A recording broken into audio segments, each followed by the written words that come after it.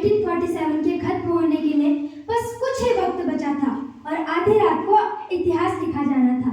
दिल्ली में स्थित constituent assembly के मिडनाइट सेशन को एड्रेस करने आए जवाहरलाल नेहरू ने एक ऐतिहासिक भाषण दिया। नाम था ट्रिस्ट विद डेस्टिनी। जिस तरह नेहरू आजादी को लेकर होपफुल थे, ठीक वैसे ही उनका भाषण भी बेहद होपफुल था। उन्होंने भारत की आजादी का अनाउंस किया और कहा, At the stroke of the midnight hour, when the birds sleep, India will awake to life and freedom. Constituent assembly खचाखच भरी हुई थी। सारे दलों के नेता वहां मौजूद थे, लेकिन भारत की आजादी के सबसे बड़े नेता महात्मा गांधी वहां नहीं थे। तो कहां थे गांधी? वो गांधी जिन्हें नेताजी सुभाष चंद्र बोस ने आपसी मतभेद के बावजूद भी राष्ट्रपिता या father of the nation declare किया था। वो दिल्ली से हजारों किलोमीटर दूर नोवाखली में थे। जब देश भारत की आजादी का जश्न मना रहा था, तो गांधी बंगाल के नोवाखली में लगी आग को बुझाने की कोशिश कर रहे थे।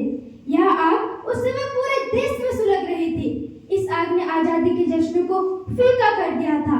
भारत को अंग्रेजी हुकूमत से आजादी जरूर मिली, लेकिन ऐसी कीमत पर जिसका हिसाब लगा पाना नामुमकिन था। यह कहानी तो ऐसे मुल्क की स्थापना की है जो 77 साल बाद भी एक दूसरे के दुश्मन बने हुए हैं। लगभग 200 सालों दमन के बाद ब्रिटिश राज ने भारत छोड़ा और भारतीय उपमहाद्वीप दो आजाद देशों में विभाजित हुआ। एक हिंदू मेजोरिटी वाला सेकुलर इंडिया और दूसरा मुस्लिम मेजोरिटी वाला सेकुलर पाकिस्तान। पार्टीशन का अंदाजा 1947 के पहले से ही लगाया जा रहा था और जब ब्रिटिशर्स की इंडिया एग्जिट की अटकलें तेज हुई तो लाखों हजारों की संख्या में हिंदू, मुस्लिम, सिख पाकिस्तान और इंडिया के बीच में माइग्रेट करने लगे और इनमें से लाखों लोग तो बॉर्डर तक पहुंच ही नहीं पाए। पार्टीशन की खबरें तेज होते ही ब्रिटेन ने हिस्ट्री विड्रॉल का प्लान बनाना शुरू किया। परिणाम स्वरूप भारत में अव्यवस्था, अराजकता के बादल छा गए। इस अराजकता के सबसे बड़े शिकार बने दो बॉर्डर प्रोविंसेस, पंजाब और बंगाल। पंजाब और बंगाल में दंगों की आग सुलगने लगी। अंग्रेजों ने यह विभाजन पेपर्स पर लाइन खींचकर तो कर दिया, पर ऑन ग्राउंड इसका अंजाम था लाखों हजार लोगों का कत्लेआम और डिस्प्लेसमेंट। महिलाओं के साथ रेप हुए, बच्चों को किडनैप कर बाजारों में बेच दिया गया। नरसंहार, सेक्सुअल वायलेंस, डकैती, लूट, ये सब आम बात हो गई थी और ये तो सिर्फ रिकॉर्डेड डेटा है। इन रियलिटी ये नंबर तो लाखों में था। एक रिपोर्ट के हिसाब से लगभग 75,000 औरतों का एक हिंसक भीड़ और दंगाइयों द्वारा रेप किया गया। पड़ोसी ही पड़ोसी का दुश्मन बन गया और हैवानियत अपने चरम पर पहुंच गई थी। देश भर में फैली अराजकता ने देश को ही नहीं बल्कि पूरी दुनिया को झकझोर कर रख दिया। हजारों सालों से शांतिपूर्वक माहौल में रह रहे लोग अचानक दुश्मन बन गए और इनके बीच बॉर्डर बना दिया गया। इंडिया का पार्टीशन उस लास्ट मिनट एग्रीमेंट का नतीजा था जिसके तहत ब्रिटिशर्स भारत को आजाद करने वाले थे।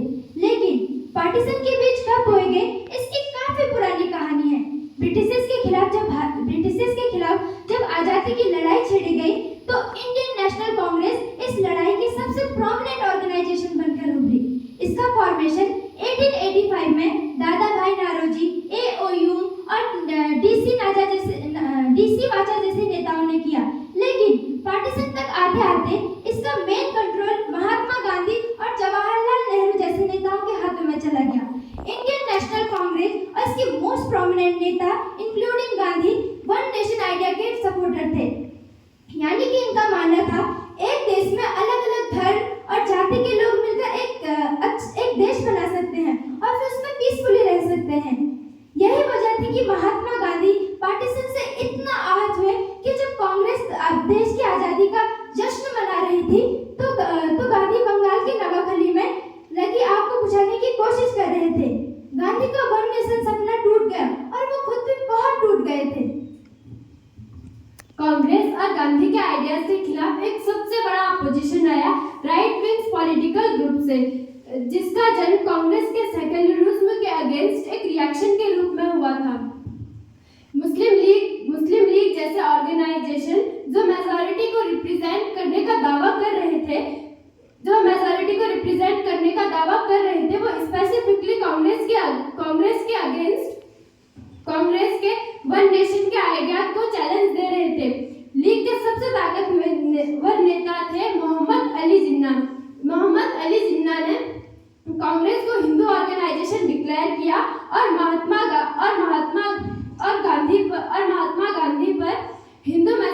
प्रमोट करने का आरोप लगाया।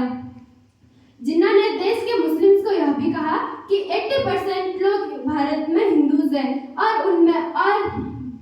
इसलिए डेमोक्रेसी में मेजॉरिटी वोट से ही सरकार बनाई जाती है, इसलिए आगे चलकर मुस्लिम्स के खिलाफ डिस्क्रिमिनेशन होगा और इसलिए मुस्लिम्स को एक अलग देश बनाने की जरूरत है। जिन्ना ने अपनी टू नेशन थ्योरी में यह भी कहा कि हिंदू मुस्लिम दोनों के इंटरेस्ट अलग अलग हैं, इसलिए वो एक देश में शांति से कभी रह ही नहीं सकते हैं।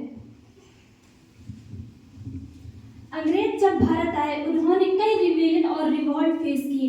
1857 का विरोध अंग्रेजी ताकत के लिए सबसे बड़ा थ्रेट बना, क्योंकि इसमें हिंदू मुस्लिम यूनिटी बढ़ चढ़कर था और इसमें कई हिंदू लीडर्स मुगल एम्परर बहादुर शाह जफर के साथ अंग्रेजों के खिलाफ विद्रोह छेड़ दिया था। अंग्रेजों ने विद्रोह को कुचल तो दिया, लेकिन उन्होंने एक निष्कर्ष निकाला कि अगर इंडिया में राज करना है तो हिंदू मुस्लिम यूनिटी को ब्रेक करना ही होगा। इसीलिए डिवाइड एंड रूल पॉलिसी अपनाई और अपनी पॉलिसी के थ्रू हिंदू मुस्लिम यूनिटी को बढ़ावा देने लगे। ऐसा नहीं है कि हिंदू मुस्लिम यूनिटी कॉन्फ्लिक्ट पहले नहीं था, बल्कि ये काफी इसका आकार लॉजिकल है। इतिहासकार का दावा करते हैं कि ज्यादातर हिंदू मुस्लिम इंडिया में पीसफुली रहते थे। यही भारतीय सिविलाइजेशन ग्लोरी का बड़ा प्रतीक बना। और लेकिन ब्रिटिश फूट डालो राज करो पॉलिसी ने हिंदू मुस्लिम डिवाइड को राष्ट्रीय अवतार दे दिया। डिवाइड एंड पॉलिसी सिर्फ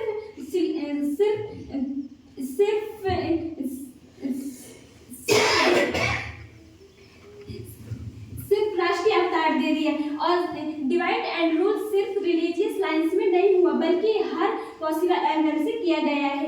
एक कास्ट को दूसरे कास्ट के अगेंस्ट, एक रीजन को दूसरे रीजन के अगेंस्ट, एक ट्राइबल्स को नॉन ट्राइबल के अगेंस्ट। पार्टीशन अनाउंस होते ही दंगे भड़क उठे। लाखों लोग सेपरेट प्लेस के लिए माइग्रेट करने लगे, मुस्लिम पाकिस्तान की ओर, हिंदू और सिख इंडिया की ओर।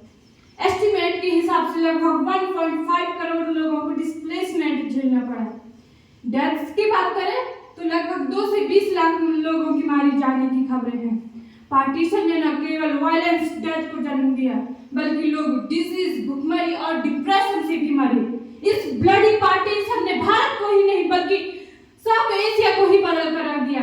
एक तरफ जहां हजारों साल तक डाइवर्सिटी इंडियन सब कॉन्टिनेंट का होल मार रही और अलग अलग कम्युनिटीज के लोग सद्भावना से रहते थे, वहीं दूसरी ओर पार्टीशन के लोग लास्टिंग ट्रस्ट डिफीज को जन्म दिया है। ये सिर्फ इंडिया में ही नहीं बल्कि पाकिस्तान और करंट डे बांग्लादेश में भी हुआ। भले ही पाकिस्तान सिर्फ मुस्लिम के लिए क्रिएट किया गया था, लेकिन इन रियलिटी ऐसा हुआ नहीं। वेस्ट पाकिस्तान में लगभग 1.6% नॉन मुस्लिम थे और ईस्ट पाकिस्तान या मॉडर्न डे बांग्लादेश में लगभग 22% नॉन मुस्लिम और इंडिया में 10% मुस्लिम। पार्टीशन में हुई हिस्सा का इम्पैक्ट इन तीनों देशों में इतना गहरा हुआ था कि समय के रूप में राइट्स के रूप में दिखाई देता है। इस रिलीजियस ट्रैफिक का नतीजा था एक रिलीजियस फैंटिक द्वारा महात्मा गांधी की हत्या।